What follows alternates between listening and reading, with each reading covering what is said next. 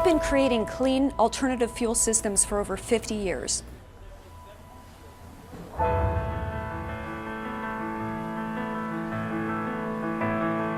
We were going green before it was a buzzword. Back then, it was just a color. This whole thing got started by guys who just wanted to go faster.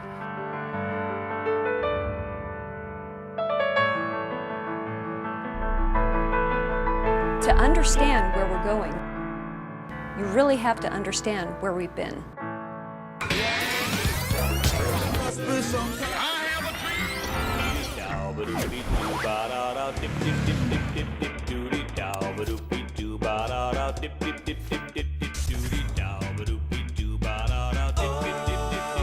Back at that time when we were establishing our reputation, it was really because we had the best quality, the most durable product that was being made at the time. It just so happened that the byproduct was an environmentally friendly product and propane was readily available as a fuel. There was two very well-known individuals, Don Bass, who happened to be the very first employee, and Ack Miller. These guys were the first people to really promote the use of propane as an alternate fuel. Don Bass was involved in the infancy of the NASCAR and stock car racing. He was a mechanical engineer building race vehicles. He was involved with the very first clean air car utilizing propane as an alternate fuel. We had a race boat, we had a couple of Baja 500 and 1000 cars, and we also had a dragster, a Propane X.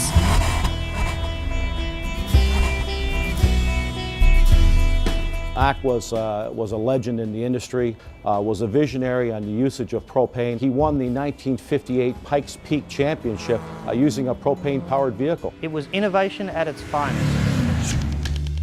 Into the 60s, we realized that there was other opportunities and market segments that we could move into. Our smaller engine line was being built, and that allowed us to get into the forklift market. Today, IMPCO is a world leader in gaseous fuel, propane and natural gas systems for forklift trucks. The forklift market was driven by having a cleaner burning fuel for indoor applications. So 40 years ago, we had the technology in the market to burn natural gas and propane in a combustion engine. In 1967, we were purchased by AJ Industries, and what that really allowed us to do was to build a brand new facility in Cerritos, California. We also changed our name from Imperial Machine Products Company to IMPCO Carburation. We saw a lot of applications for our technologies, and we started to enter new markets. In the 70s, we started developing a brand new product line for the heavy-duty type applications.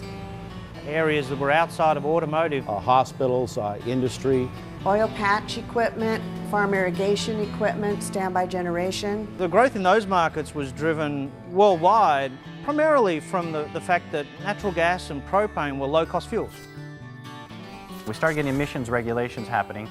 EPA and CARB were establishing new rules and new platforms, and that raised the bar from an emissions standpoint. Carbon dioxide emissions that contribute to global warming are significantly reduced by the operation of alternative fuels. Increased regulations and emission regulations specifically are our friends.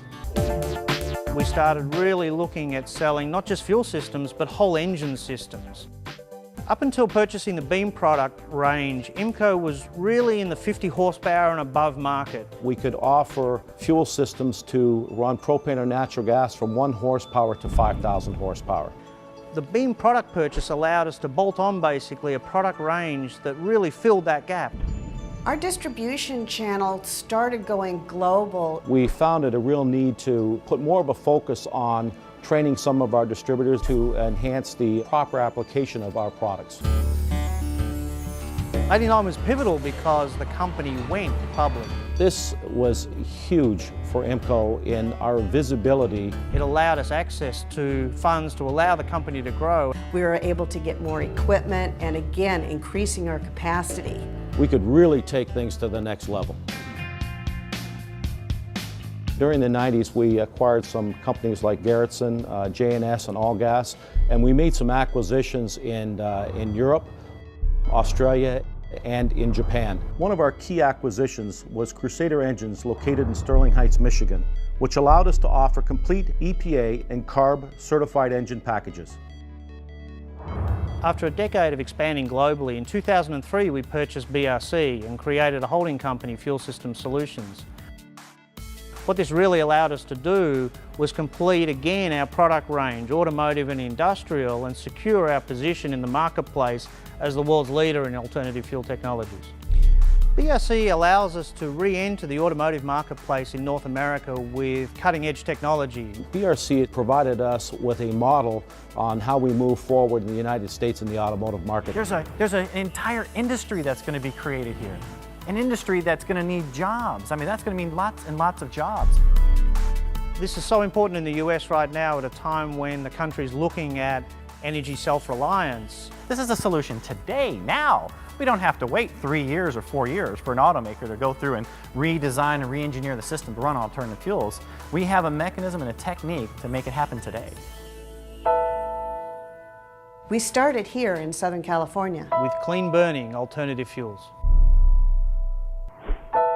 We opened our new corporate headquarters in Santa Ana, California in 2006. Not far from where it all began in 1958.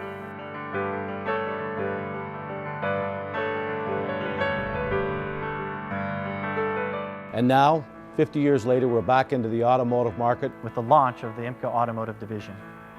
We can have a rather significant impact on this country's energy initiatives.